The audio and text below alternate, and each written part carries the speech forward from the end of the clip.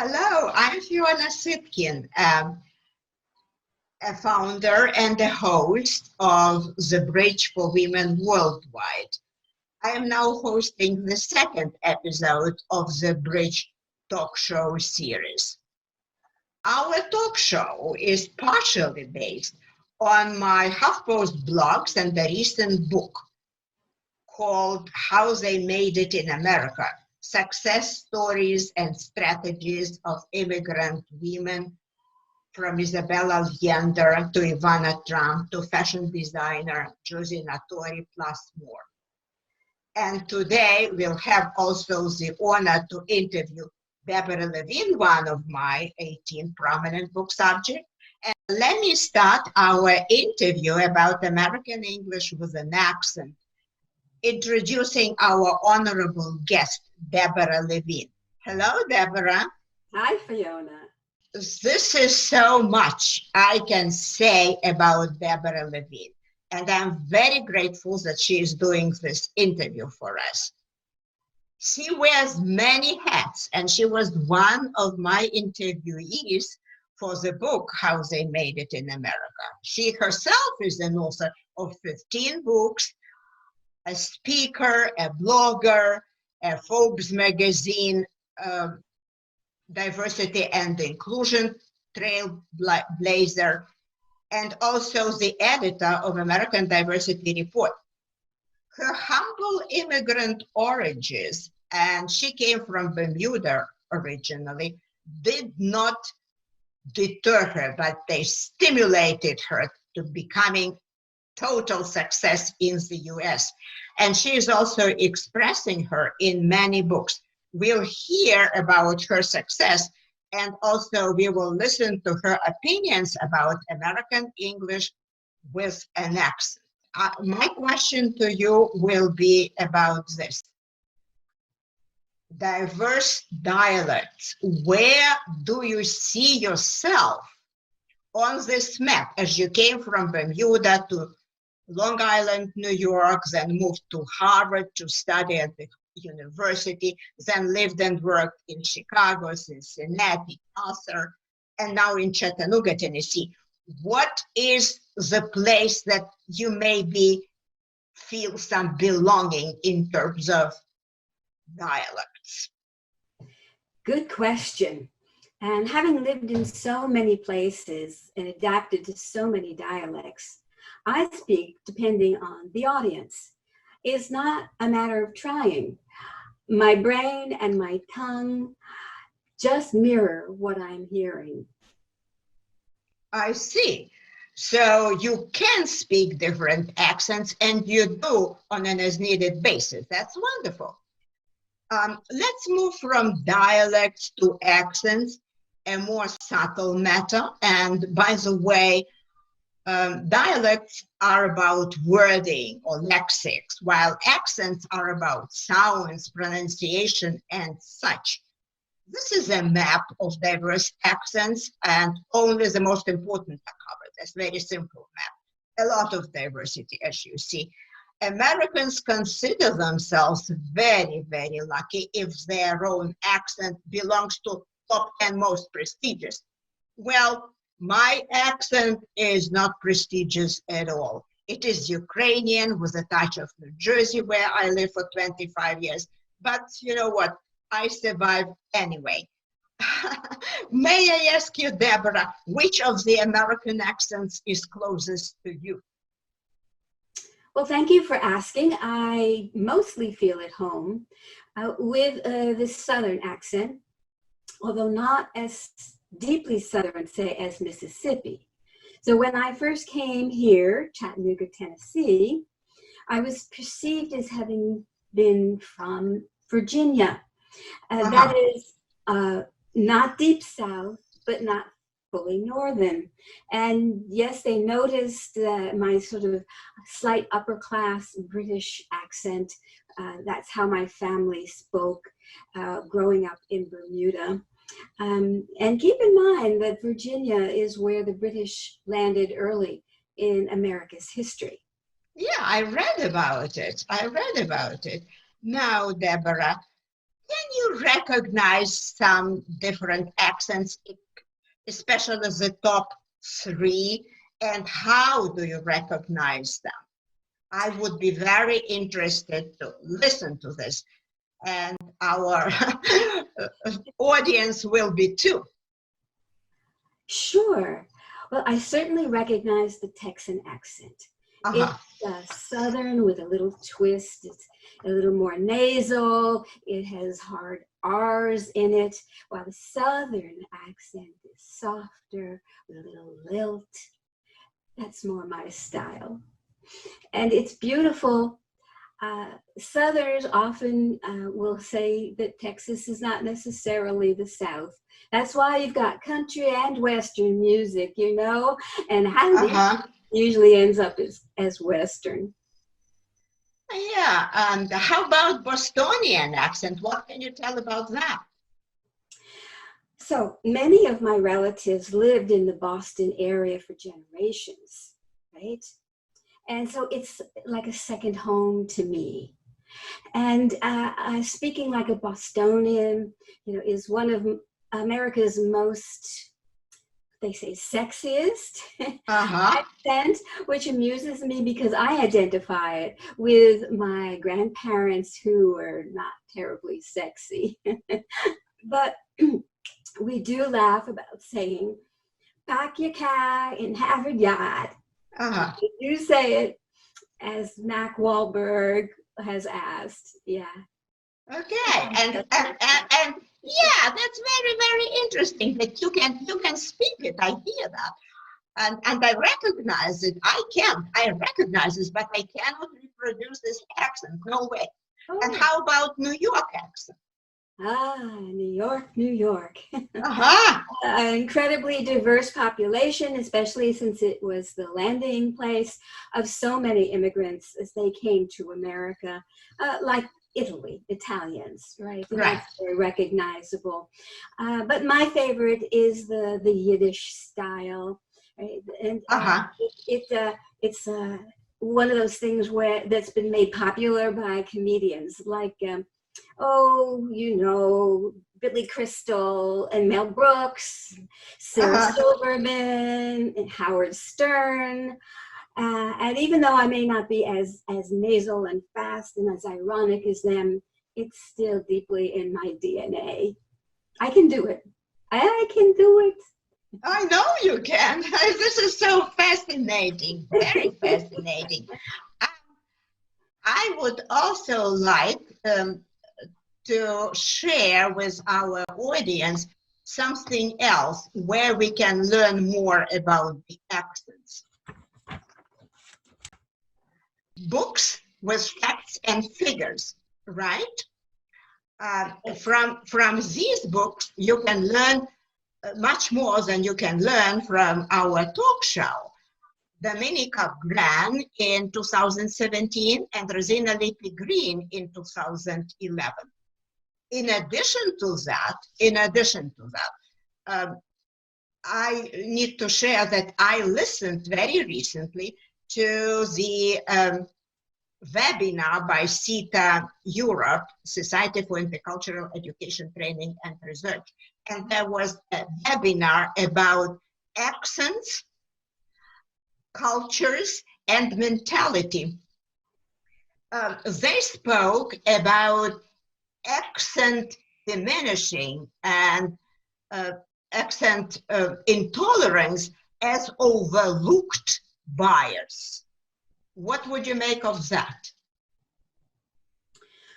Well, absolutely. There are biases against regional accents as well as international accents.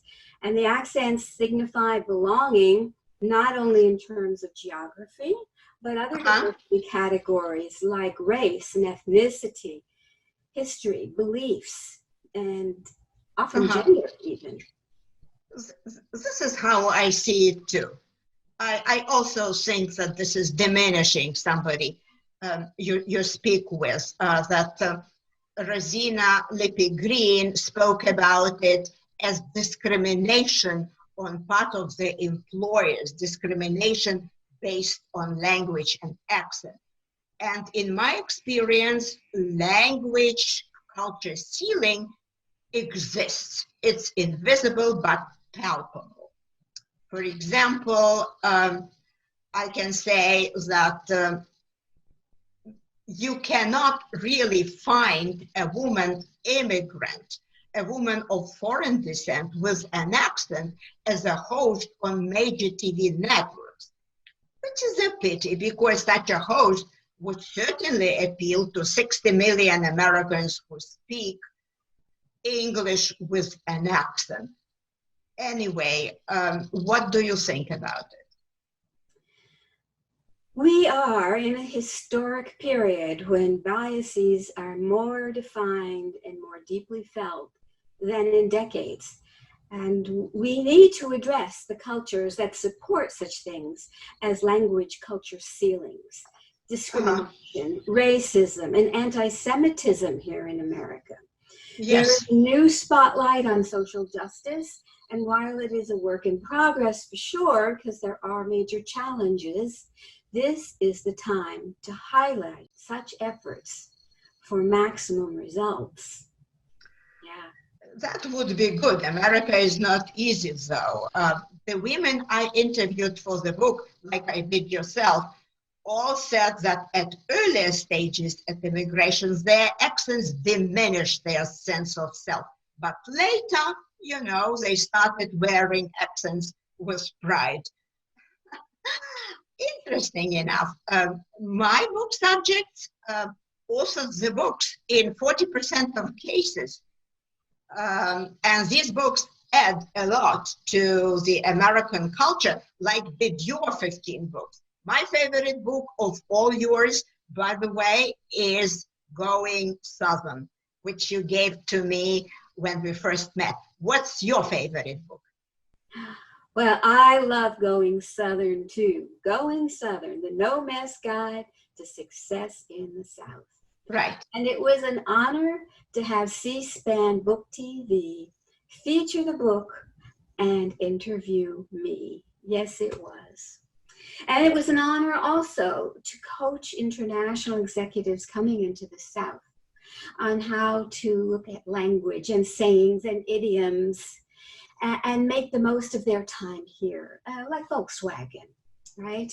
And it was a true pleasure, right, to share that the South has idioms and sayings that are Old English, Old British, and that's just like I grew up with on the island of Bermuda. How amazing was that?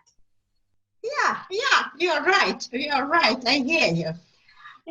Deborah, they say that American attitudes to accents differ from coast to coast.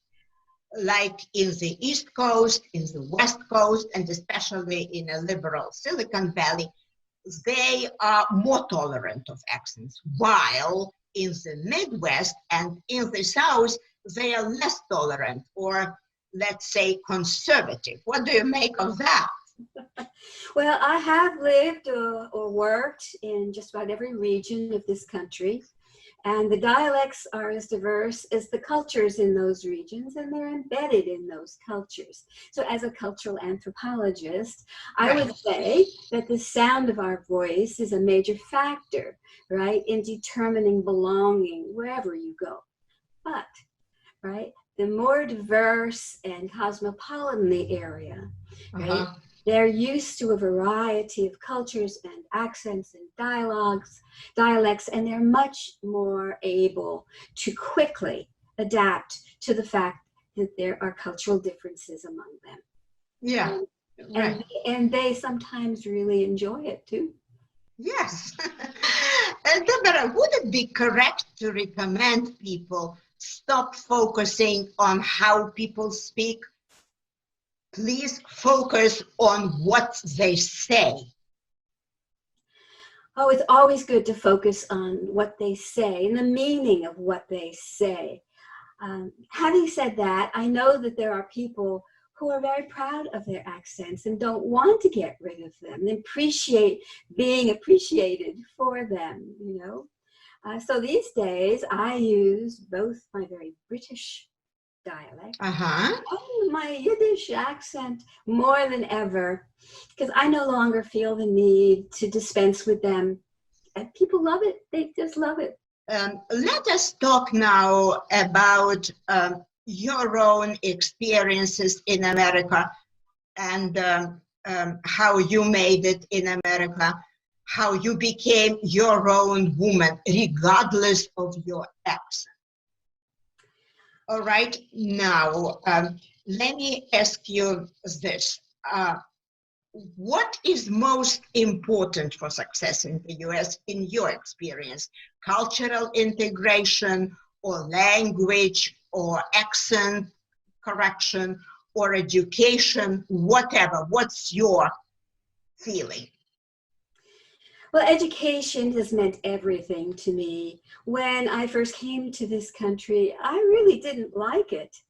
Huh. I learned to take advantage of all that it has to offer by studying. Uh-huh.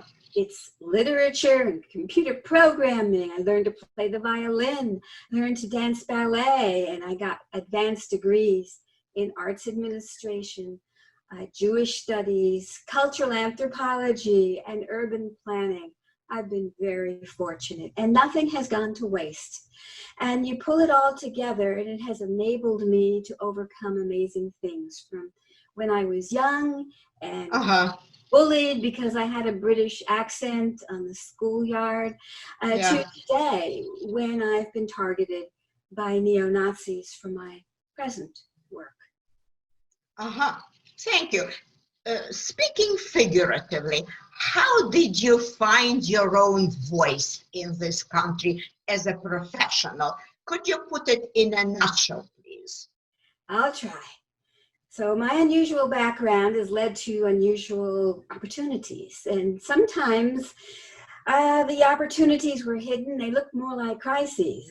For example, coming to America as a kid, I had no immunity to the common childhood illnesses here and spent weeks in bed with little to keep me company except my books and my diary.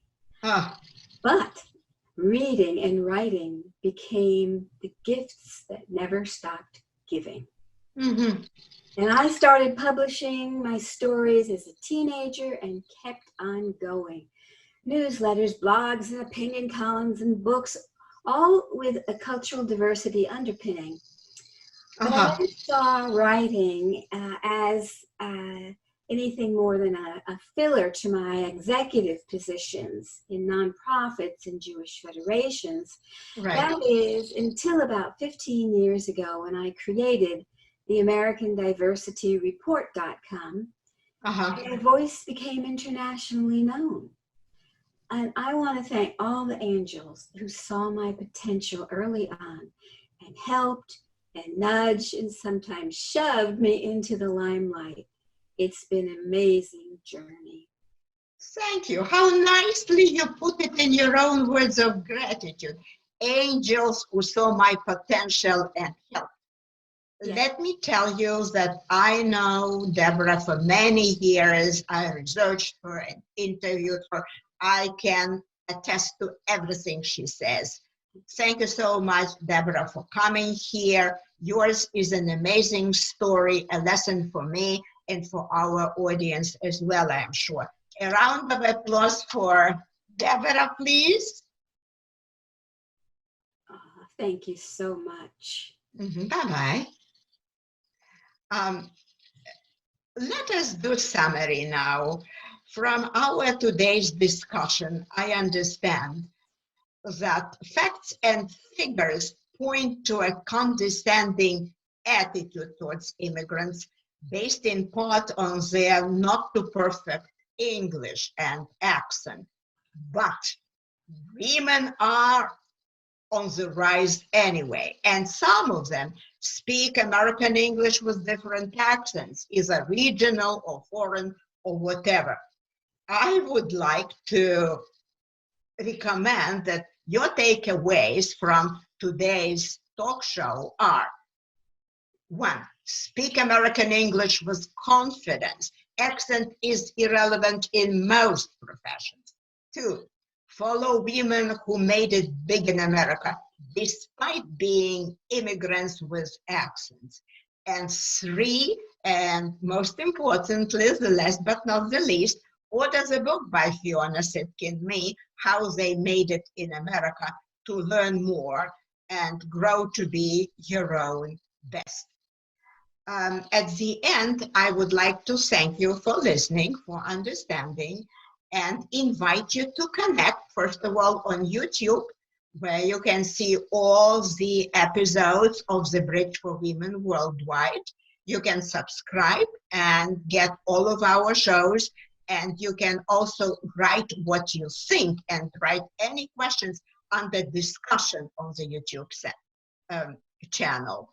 You can also write to me in private, fiona.sitkin@gmail.com. Ask me anything, I guarantee that I will answer. And we can also connect when you go to my website, fionasitkin.com. There you can see more pictures, more about myself, more about my books. You can see my blogs, webinars, and whatnot. I welcome you. I will be happy to see you. Bye-bye, and I hope to see you again.